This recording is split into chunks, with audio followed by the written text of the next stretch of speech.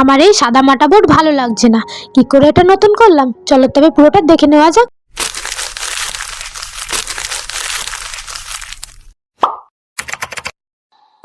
কি বন্ধুরা, কেমন আছো? আজ আমি নিয়ে এসেছি এই সিম্পল বোর্ডটাকে সুন্দর ডিজাইন করব। তার জন্য দেখো, প্রথমে আমি সাদা রংটা নিয়ে নিয়েছি। এবার সাদা রংটা দিয়ে আমি আমার মনের মতো ফুল বানিয়ে নেব। তোমরাও তোমাদের মনের মতো যে কোনো রকম ফুল আঁকতে পারো। আমি বড় থেকে ছোট ফুল আঁকবো। দেখো, প্রথমে আমি বড় একখানা ফুল নিয়ে আঁকলাম, তারপরেই আমি আস্তে আস্তে সব ছোট ছোট ফুল আঁকবো। তো আমরা জানো আমার এই বোর্ডটা কত দিনের পুরনো। এটা যখন আমি মাধ্যমিক দিয়েছিলাম সেই সময়ের বোর্ড।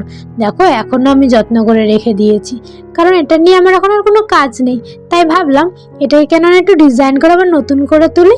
তার জন্যই আজকে আমি রং তুলি নিয়ে বসে পড়েছি এটাকে সুন্দর জীবন দেওয়ার জন্য। দেখো, দেখতে দেখতে আমার আরেকটা ফুল বানানো হয়ে গেল।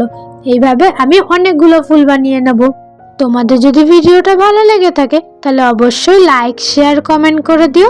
আর চ্যানেলে নতুন হয়ে থাকলে নিচে সাবস্ক্রাইব লেখা বাটনটা প্রেস করে পাশে থাকা বেল আইকনটা অবশ্যই ক্লিক করে দিও, যাতে এরকম সুন্দর সুন্দর ভিডিওর নোটিফিকেশন তোমাদের কাছে আগে পৌঁছে যায়। দেখো, দেখতে দেখতে আমার কতগুলো ফুল বানানো হয়ে গেল। এবার আর বড় ফুল নয়, এবার এরকম ছোট ছোট ফুল বানাবো কিছু। তোমরা যদি আমার কাছে কোনো আর্ট, ক্রাফট বা কোনো স্কুলের প্রজেক্ট বানানোর ভিডিও দেখতে চাও তাহলে অবশ্যই তোমরা আমাকে কমেন্ট করে বলো, আমি সেগুলো করে দেখানোর চেষ্টা করব। দেখো, দেখতে দেখতে কতগুলো ফুল বানানো হয়ে গেল। এবার সুন্দর ছোট ছোট ভালোবাসার কিছু চিহ্ন এঁকে নেব।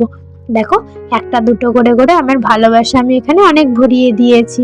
প্রথমে আমি ভেবেছিলাম এটাকে গ্লাস পেন্টিং করব, মানে উল্টো দিক দিয়ে রং করব। তারপরে জানি না, এটা রংটা অনেকটা ডার্ক মনে হলো।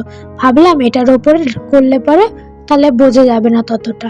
তার জন্য আমি এটাকে ডাইরেক্ট পেন্টিংই করলাম। দেখো, এবার লাল রং নিয়ে ফুলগুলোর ভেতরে আস্তে আস্তে সব লাল রং ভরাট করে দেবো। ছোট ফুলগুলোর মধ্যেও দেবো, কিন্তু বেশি সময় নেব না। দেখো কত তাড়াতাড়ি হয়ে গেল আমার সবকটা। ফুলের বাইরেও কিছু ফোটা ফোটা ডট দিয়ে নেব, যেটা এটাকে একটু বেশি সুন্দর লাগে। দেখো, আমি কত সুন্দরভাবে সবকিছু করে নিলাম। এবার দেখো, সবুজ রং নিয়ে নেবো। ফুল থাকবে, ফুলের ভেতরে লাল রং থাকবে, পাতা থাকবে না সেটা হয় নাকি।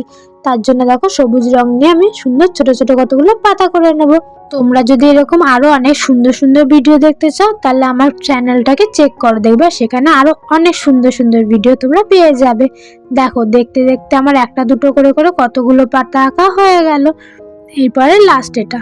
এরপরে আমি হলুদ রং নিয়ে এই ফুলের যে লাল অংশটুকু এঁকেছিলাম তার উপরে হলুদ রঙের ফোঁটা দিয়ে নেব, যাতে ফুলগুলোকে আর একটু বেশি সুন্দর লাগে। দেখো, দেখতে দেখতে আমার সেটা কাজও হয়ে গেল। আজ তবে এই অবধি থাক, বাকি কথা হবে পরের ভিডিওতে। এবার বলো বলো কেমন হয়েছে এটা।